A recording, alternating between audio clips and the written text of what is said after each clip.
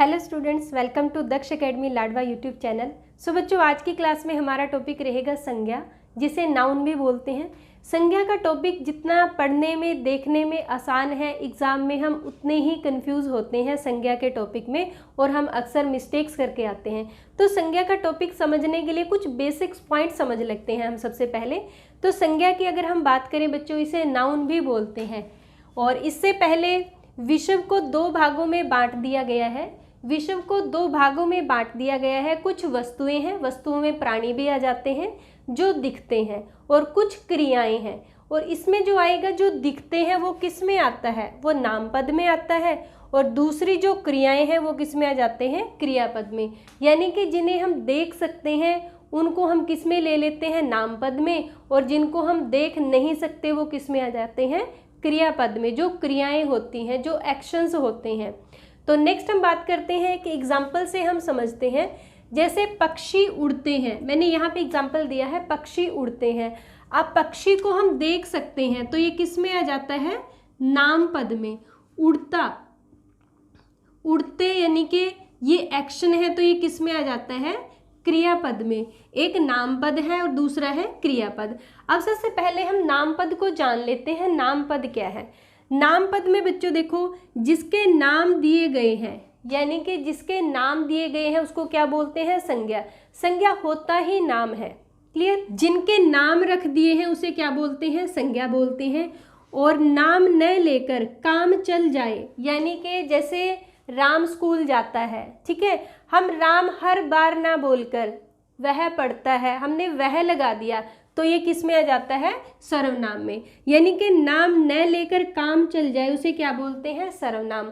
और जो दोनों की विशेषता बताए, संज्ञा और सर्वनाम की विशेषता बताए, उसे क्या बोलते हैं? उसे विशेषण बोलते हैं।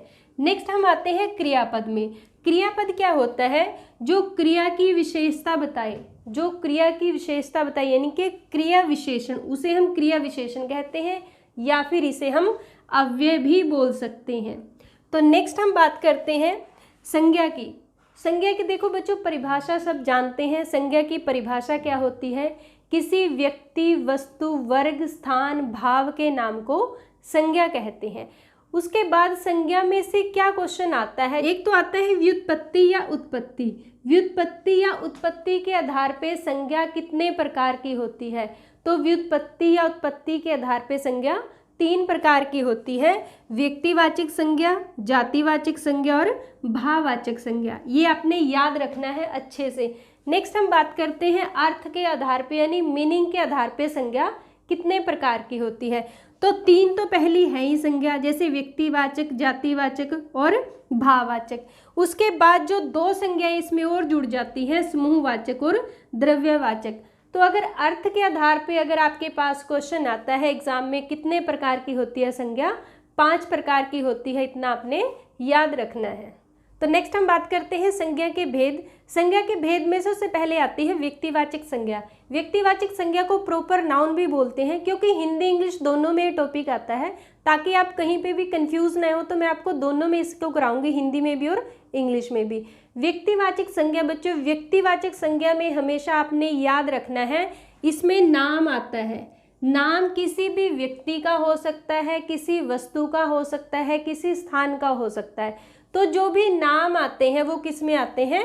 व्यक्तिवाचक संज्ञा या फिर प्रॉपर नाउन में आते हैं। उसके बाद जो एग्जाम में कई बार क्वेश्चन पूछ लिया जाता है कि व्यक्तिवाचक संज्ञा की क्या क्या विशेषताएं होती हैं जिससे हम इसे पहचान सकें। तो आपने याद रखना है, दुनिया में केवल एक है व्यक्तिवाचक जो संज्ञा होती है, वो दुनिया में एक ही होती है, इसलिए इसे क्या बोला गया है? व्यक्तिवाचक संज्ञा। एक एग्जाम्पल से क्लियर करते हैं। जैसे यहाँ पर ताजमहल लिखा है, ठीक है, यहाँ पर मैंने ताजमहल लिखा है। अब ताजमहल दुनिया में सिर्फ एक ही है, ताजमहल जैसा दूसरा कोई महल नहीं है, इसलिए हम पहचान सकते हैं कि ये ताजमहल है। नेक्स्ट है, पहले से जानने पर ही पहचान सकते हैं। व्यक्तिवाचक संज्ञा को अगर हम पहले से जानते हैं तभी हम उसे पहचान सकते हैं। जैसे यहाँ पर मैंने ताजमहल की बात की है, तो ताजमहल के बारे में हम क्या जानते हैं कि ये सफ़ेद संगमरमर से बना है, ये यमुना के किनारे है और इसका जो आकार है वो इस तरह से है। इसलिए अगर हम पहले से जानते हैं तभी हम व्यक्तिवाचक संज्ञा को पहचान सकते हैं। उसके बाद आता है गुण के आधार पर नहीं पहचाना जा सकता। व्यक्तिवाचक संज्ञा को हम गुणों के आधार पर नहीं पहचान सकते, इसको पहले से जानते हैं तभी पहचान सकते हैं, क्योंकि गुणों के आधार पर जातिवाचक संज्ञा को पहचाना जा सकता है। क्लियर, इतनी बात आपने याद रखनी है। नेक्स्ट हम करते हैं जातिवाचक संज्ञा। जातिवाचक संज्ञा जिसे कॉमन नाउन भी बोलते हैं। कॉमन नाउन की बात करें तो बच्चों इसमें क्या आता है, हर एक कॉमन होता है जिसमें। जातिवाचक संज्ञा वो संज्ञा होती है जो संपूर्ण जाति का बोध कराती है, जो पूरे वर्ग का बोध कराती है, उसे हम क्या बोलते हैं, जातिवाचक संज्ञा बोलते हैं। इसमें क्या होता है, उस जैसे बहुत हों, उस जैसे यानी कि common noun, everything is common, तो जिस जैसे बहुत होते हैं, जिस जैसे कोई और वस्तु या व्यक्ति हो सकता है, उसे हम क्या बोलते हैं, जातिवाचक संज्ञा बोलते हैं। जैसे मैंने यहाँ पे ताजमहल का उदाहरण दिया है, अगर हम ताजमहल की जगह महल लिख देते हैं, ठीक है, अब महल लिख देते हैं, अब यहाँ पर जैसे महल लिखा है, महल तो क्या होता है, कॉमन होते हैं, क्योंकि महल की बात करते हैं एक बड़े आकार का महल होता है। लेकिन अगर ताजमहल की बात करते हैं तो हमारे दिमाग में क्या आता है कि ताजमहल जो है वो सफ़ेद संगमरमर का बना हुआ है। उसके बाद एक एग्जाम्पल और ले लेते हैं, जैसे व्यक्तिवाचक संज्ञा में राम लिखा है, ठीक है, अब राम जो है, राम तो एक है, राम जैसा दूसरा नहीं है, तो वो किस में आएगा, व्यक्तिवाचक संज्ञा में। लेकिन अगर यहाँ पे मैंने लड़का लिखा है, अब लड़के तो बहुत सारे हैं, लड़का जो है यहाँ पे क्या आता है, जातिवाचक संज्ञा, ये संपूर्ण जाति का बोध कराता है, उसे क्या बोलते हैं, जातिवाचक संज्ञा। नेक्स्ट है पहले से जानना या देखना आवश्यक नहीं है। जातिवाचक संज्ञा में पहले से जानना या देखना आवश्यक नहीं है, क्योंकि इसमें क्या होता है, हर एक कॉमन होता है। क्लियर, तो ये होती है जातिवाचक संज्ञा। उसके बाद है गुणों के आधार पे पहचान सकते हैं। ये बात आपने बच्चों विशेष तौर पे नोट करनी है कि गुणों के आधार पर जातिवाचक संज्ञा को पहचान सकते हैं, लेकिन गुणों के आधार पर व्यक्तिवाचक संज्ञा को नहीं पहचान सकते, तो इसे बोलते हैं जातिवाचक संज्ञा। नेक्स्ट हम करते हैं भाववाचक संज्ञा, जिसे क्या बोलते हैं, एब्स्ट्रैक्ट नाउन भी बोलते हैं। भाववाचक संज्ञा में क्या होता है बच्चों, भाववाचक संज्ञा में भाव होते हैं, यानी फीलिंग्स होती हैं, इमोशंस होती हैं जो हम फील करते हैं, यानी कि जिनको देखा नहीं जा सकता, सिर्फ महसूस किया जा सकता है, फील किया जा सकता है, वो किस में आती है, भाववाचक संज्ञा में आती हैं। और भाववाचक संज्ञा में जैसे प्रेम, घृणा, उत्साह, आज़ादी, ये सारी फीलिंग्स होती हैं जिसे हम फील करते हैं, तो इसे बोला जाता है भाववाचक संज्ञा या फिर एब्स्ट्रैक्ट नाउन। नेक्स्ट हम बात करते हैं समूहवाचक संज्ञा। समूहवाचक संज्ञा को बोला जाता है कलेक्टिव नाउन। अब देखो इसके नाम से ही पता चल रहा है समूहवाचक, यानी जो समूह में आते हैं। कुछ ऐसे शब्द होते हैं जो समूह में आते हैं, उन्हें क्या बोला जाता है, समूहवाचक संज्ञा बोला जाता है, और ये हमेशा ग्रुप में आएंगे, जैसे सेना। अब देखो एक सिंगल सैनिक जो है वो सेना नहीं बना सकता, तो सेना कैसे बनती है, नंबर ऑफ सोल्जर्स से, तो सेना किस में आता है, ये भी समूहवाचक संज्ञा में आता है। कक्षा, कक्षा कैसे बनती है, नंबर ऑफ स्टूडेंट से बनती है, यानी कि बहुत सारे विद्यार्थी जब आएंगे तब वो कक्षा कहलाएगी। उसके बाद है परिवार। परिवार भी कैसे बनता है, परिवार भी जो कई मेंबर्स आएंगे परिवार के मिलके, कई सदस्य आते हैं, तो उससे क्या बनता है, परिवार बनता है। ऐसे ही टीम, पुलिस, आयोग, ये वो शब्द हैं जो किस में आते हैं, समूहवाचक संज्ञा में आते हैं। तो नेक्स्ट हम करते हैं द्रव्यवाचक संज्ञा। द्रव्यवाचक यानी कि मटेरियल नाउन। अब मटेरियल क्या होते हैं, जिसे क्या बोला जाता है, पदार्थ। पदार्थ भी क्या होते हैं बच्चों, आगे पदार्थ कैसे होते हैं, ठोस, द्रव और गैस। पदार्थ कितने तरह के होते हैं, ठोस भी होते हैं, द्रव भी होते हैं और गैस भी होते हैं।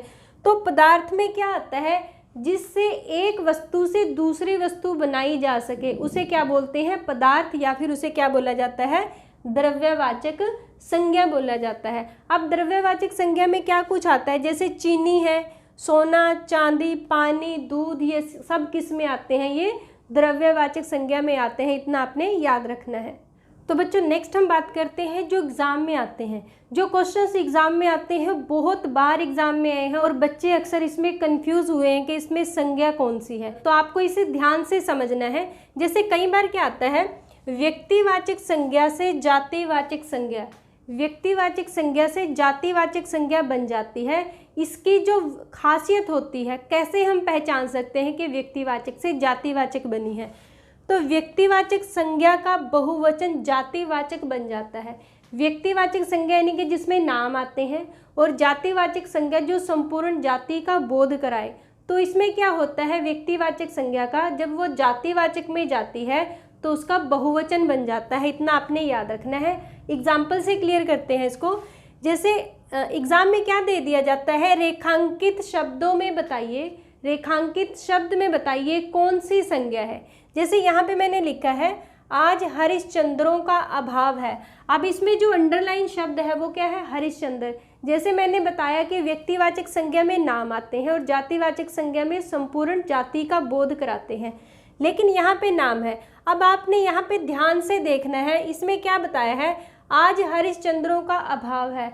हरिश्चंद्र किस लिए प्रसिद्ध है, अपनी सत्यवादिता के लिए, अपनी सच्चाई के लिए प्रसिद्ध है। तो हरिश्चंद्र यहाँ पे किसके लिए प्रयोग किया गया है, हरिश्चंद्र यहाँ पे सत्य बोलने वाली संपूर्ण जाति को बोध कराता है, इसलिए यहाँ पे कौन सी संज्ञा हुई, यहाँ पर जातिवाचक संज्ञा। तो नेक्स्ट है समाज में जयचंद भरे पड़े हैं। यहाँ पे जो अंडरलाइन शब्द है वो जयचंद है। अब जो जयचंद है वो किसके लिए फेमस है, नाम तो है यहाँ पे जयचंद, लेकिन अगर हम इतिहास की बात करते हैं तो जयचंद ने किसके साथ धोखा किया था, पृथ्वीराज चौहान के साथ धोखा किया था।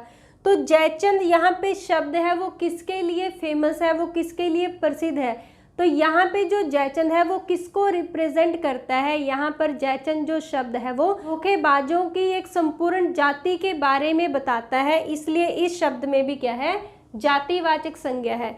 ऐसे ही आसपास के रावणों से बचो। अब जो रावण है वो किसके लिए प्रसिद्ध है, वो बुराई के लिए प्रसिद्ध है। तो यहाँ पे भी रावण में जातिवाचक संज्ञा होगी, ना कि व्यक्तिवाचक। तो हम नेक्स्ट पॉइंट को देखते हैं, जातिवाचक संज्ञा से व्यक्तिवाचक संज्ञा। अब यहाँ तो व्यक्तिवाचक से जातिवाचक बनी थी, यहाँ पर जातिवाचक से व्यक्तिवाचक संज्ञा। अब जातिवाचक से जब व्यक्तिवाचक संज्ञा बनती है, जैसे गांधी जी ने अहिंसा का पालन किया। अब यहाँ पे जो शब्द है, अंडरलाइन जो शब्द है वो गांधी जी है, लेकिन अगर हम जैसे बात करते हैं, गांधी जो शब्द है, गांधी शब्द क्या है, सरनेम होता है, और यानी कि ये क्या है, ये संपूर्ण जाति का बोध कराता है, तो यहाँ पे जातिवाचक संज्ञा है। लेकिन अगर हम बात करें अहिंसा, अहिंसा किस लिए फेमस है, गांधी जी के कारण, क्योंकि गांधी जी ने किसका पालन किया, अहिंसा का। तो यहाँ पे गांधी जी में अगर आपसे संज्ञा पूछी जाए, कौन सी संज्ञा है, यहाँ पर व्यक्तिवाचक संज्ञा है। ऐसे ही नेताजी, नेता की अगर हम बात करें, नेता जातिवाचक संज्ञा है जो संपूर्ण जाति का बोध कराती है। लेकिन नेताजी ने आज़ाद हिंद फौज बनाई। अब यहाँ पे किसकी बात हो रही है, नेताजी सुभाष चंद्र बोस की बात हो रही है। तो यहाँ पे भी कौन सी संज्ञा होगी, यहाँ पर व्यक्तिवाचक संज्ञा होगी, ना कि जातिवाचक। इस तरह के क्वेश्चंस आपके पास आते हैं एग्जाम में और बच्चे इसमें कंफ्यूज होते हैं। तो बच्चों ये संज्ञा का टॉपिक था, इजी लगता है देखने में, लेकिन अगर आपने कंसेप्ट को समझ लिया तो इजी है, अगर नहीं समझा तो आप एग्जाम में जाके वही कंफ्यूज हो गए। तो बच्चों आज की क्लास के लिए लाइक और शेयर जरूर करें, और अगर आप चैनल पे नए हैं तो सब्सक्राइब कीजिएगा। Thank you.